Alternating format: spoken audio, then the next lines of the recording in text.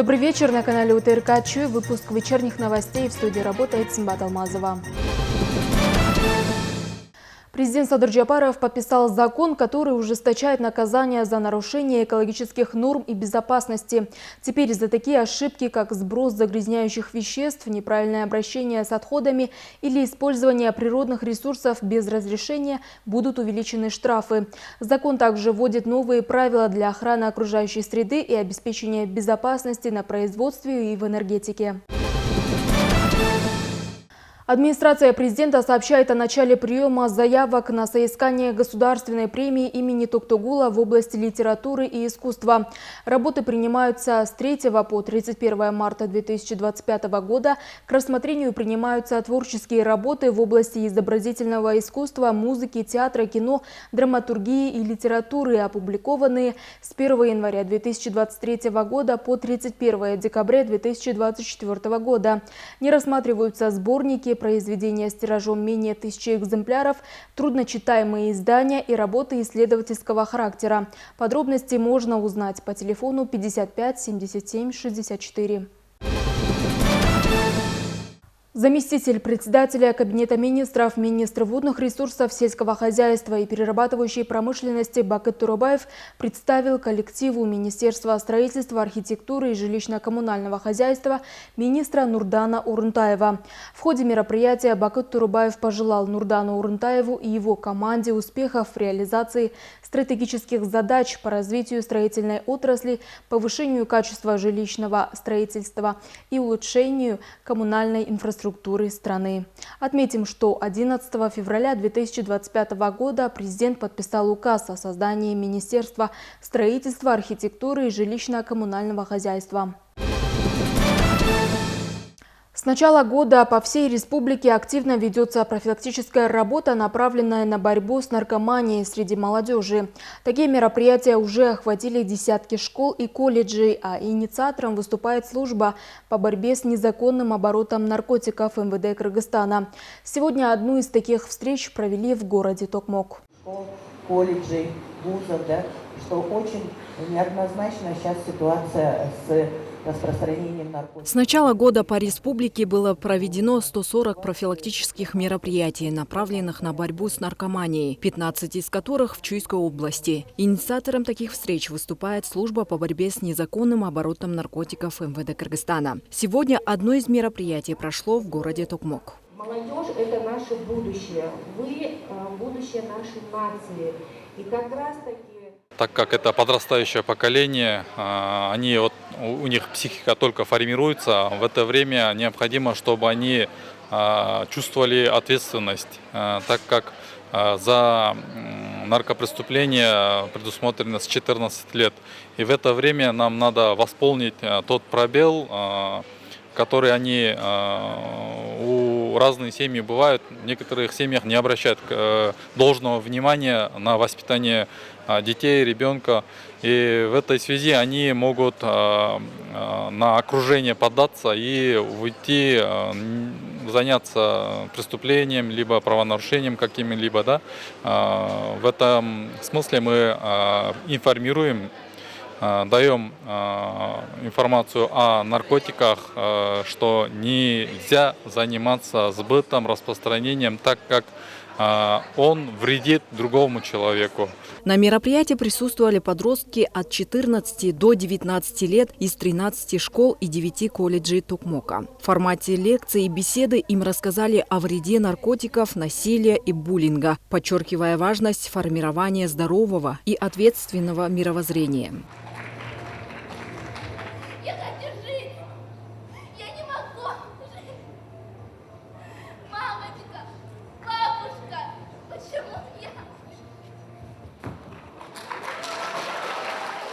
Сегодня я сделал вывод, то есть мы же каждый день в телефонах, мы смотрим, мы видим, понимаем, но мы это все не замечаем. А вот сегодня именно этот день, чтобы сделать хороший вывод для этих веществ. Я получил понимание о наркотиках, узнал достаточно глубоко, что это такое, как это может оказать на нас влияние. До этого у нас, конечно, было понимание, что это такое, но сегодня действительно была достаточно глубокая информация, была показана сама сцена вообще, как это может, к чему это может привести. Очень много всего интересного было. И про буллинг мы там послушали, и про вот это вот все зависимости. Вот, мне очень понравилось. Я очень много уроков усвоил. В 2024 году 17 несовершеннолетних в Кыргызстане были привлечены к уголовной ответственности за участие в незаконном обороте наркотиков. Сотрудники СБНО МВД Кыргызстана отмечают, что рост распространения синтетических наркотиков становится тревожной тенденцией. Именно поэтому профилактика работы продолжается по всей стране.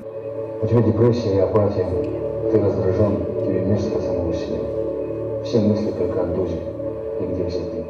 Если родитель, не дай бог, с этим столкнулся, ему не надо бежать и своего ребенка ругать, сдавать его в детскую комнату милиции или говорить, что вести на анализы. То есть это все должно происходить не насильственно, потому что мы постараемся предупредить, что часто бывают случаи, когда родители выясняют, а потом ребенок, к сожалению, был такой случай, когда покончил жизнь самоубийством из-за того, что боялся, что мама наругает его, когда он там, что-то употреблял.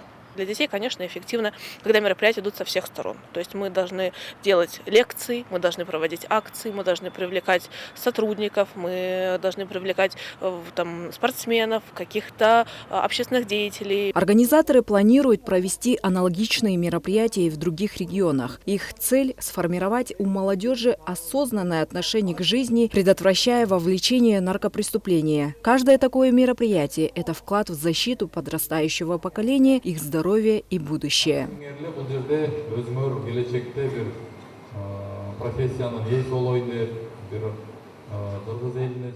Айсло Мурзакова, Джумабай Исманалиев, УТРК Чуй, город Токмок.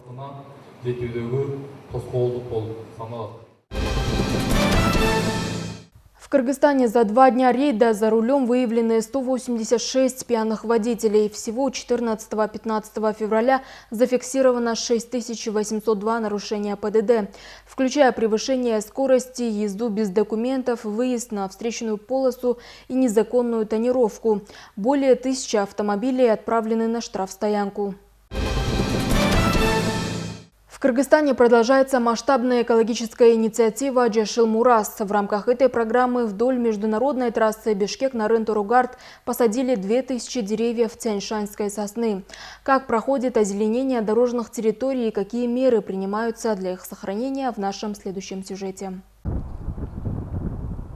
Вдоль трассы Бишкек-Нарын-Туругард теперь красуются молодые саженцы тянь-шанской сосны. В минувшую субботу сотрудники лесной службы Министерства чрезвычайных ситуаций высадили 2000 деревьев в Кеминском районе. Эксперты уверены, такие меры помогут не только улучшить экологию региона, но и предотвратить пыльные бури, а также защитить почву от эрозии. 25-й год у нас сегодня открытие первого дня, где мы высаживаем в первую очередь хвойные саженцы. Это проходит в Кеминском районе и вокруг города Балыкчи. А так эта программа в этом году предусмотрена вокруг города Бишкек, в Чуйской области и в Иссыкульской области. В рамках этой программы это кроме тех плановых обязательств, которые мы выполняем согласно нашего плана по развитию лесов и экосистемы по линии лесхоза. Работы по озеленению проводятся в рамках национальной кампании «Жашыл-Мурас», инициированной президентом Садыром Джапаровым. Главная цель – увеличение площади зеленых насаждений и улучшение экологии страны. Для ухода за молодыми деревьями используются современные агротехнические методы. На участках посадки внедрена система капельного орошения, что позволяет поддерживать оптимальный уровень влажности почвы. Наша главная цель после посадки – обеспечить, чтобы деревья прижились и продолжили расти. Как видите, в регионе существуют проблемы с водоснабжением. Эти деревья требуют большого количества воды, поэтому необходимо решить вопросы с ее обеспечением. Летом при недостатке воды деревья могут засохнуть. Сразу после посадки мы тщательно полили их и надеемся, что до весны запас воды будет достаточен. По данным лесной службы, сегодня в специализированных питомниках выращиваются 1000 хвойных и декоративных деревьев, которые в дальнейшем будут высажены по всей стране. Экологическая акция продолжается, и впереди еще много работы. Сымбат Алмазова, Кудрат Ташмурзаев, УТРК Чуй. каждом районе Чуйской области 15-16 февраля состоялись ярмарки сельскохозяйственной продукции. Об этом сообщили в полпредстве области. Жители смогли приобрести свежие овощи, фрукты, мясо и молочные продукты от местных фермеров по доступным ценам. Как отмечают в полпредстве, такие ярмарки будут проводиться еженедельно. Заместитель председателя Кабинета министров Бакыт Турабаев проводит активную работу по регулированию цен на продукты питания в стране. Важным моментом стало его заявление о том, что запасы продовольствия в стране достаточны. Но несмотря на это, нужно предпринять решительные меры в отношении тех, кто искусственно завышает цены. Бакыт Турабаев собрал всех акимов меров города по всему Кыргызстану и создали штаб по стабилизации цен на социально значимые товары. И в данном случае председателем штаба являюсь я. И каждый день сейчас идет мониторинг цен на социально значимые товары, особенно на мясо и картофель. И делаются все меры, чтобы стабилизировать цены на эти продукции. Не только на эти, а вообще в целом на все социально значимые товары. Одной из эффективных мер стабилизации цен стало проведение продовольственных ярмарок. В настоящее время такие ярмарки организуются по всем городам и районам Чуйской области. Они проходят по выходным, предлагая широкий ассортимент продукции напрямую от производителей без посреднических наценок. В целях выполнения поручения заместителя председателя Кабинета министров Бакыта Турабаева в Джаилском районе организуется ярмарка в целях стабилизации цен и обеспечения доступности продуктов питания. В каждую неделю будут проводиться продовольственные ярмарки, где жители могут приобрести товары первой необходимости по доступным ценам. Они проходят по выходным, предлагая широкий ассортимент продукции напрямую от производителей, без посреднических наценок. Неделю раз делаем воскресный рынок, где на территории воскресного рынка создаем социальные площадки. То есть цены для нашего населения, цены ниже рыночного. Вот вы сами видели, на территории социальных площадок официально цены выставлены. Например, цена картошки от 40 сомов до 50 сомов. По поводу мясной продукции, мясо, значит, в данный момент от 530 до 580 сомов. Настоящее. Согласовано с антимонопольной службой по урегулированию данных цен. Местные жители с радостью встретили инициативу проведения ярмарок. Многие отмечают, что теперь у них есть возможность приобретать свежие продукты по более доступным ценам. А также благодаря ярмаркам жители смогут экономить семейный бюджет. Жақсы болмақ, қалағаныңдай аласың, базардағы қарағанда шүкір.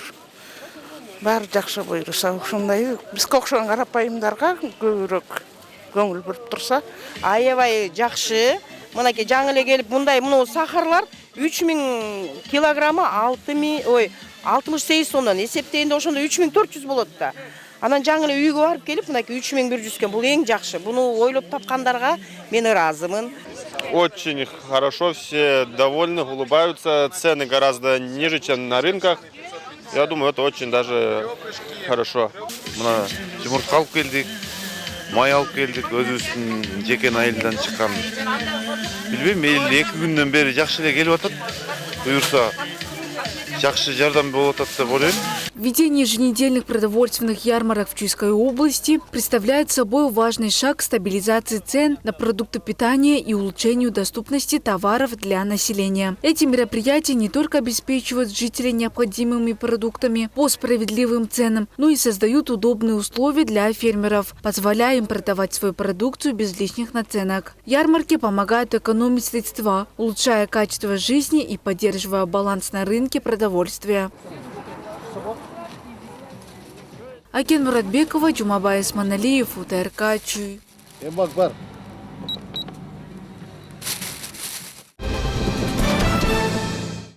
Духовное управление мусульман Кыргызстана утвердило дату начала поста. Как сообщили в Муфтияте, в 2025 году священный месяц Рамазан начинается 1 марта. В мечетях страны 28 февраля будут совершать таравих намаз. Пост продлится 30 дней. Согласно традициям, мусульманам в течение месяца нельзя пить и есть в светлое время суток. В Джалильском районе Чуйской области 15 лет назад было создано литературное сообщество «Багыт». С тех пор оно ежегодно выпускает сборники стихов местных поэтов, поддерживая талантливых писателей и вдохновляя их на творчество. В этом году вышел уже 14-й выпуск «Багыт», и его презентация состоялась в городе Карабалта.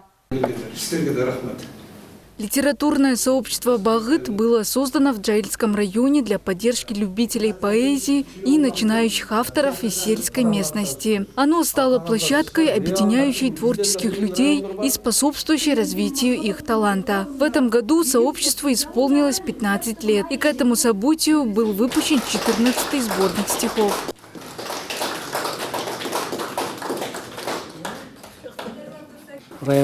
Труд жителей района заключается в том, чтобы поддерживать молодых авторов, помогать им раскрыться и способствовать их развитию. Развитие – это наша общая цель. Мы не просто выпускаем их книги, но и вкладываем души в этот процесс. Эти произведения необходимы не только для авторов, но и для литературных журналов. Они вызывают интерес, проходят тщательный отбор и выходят в свет.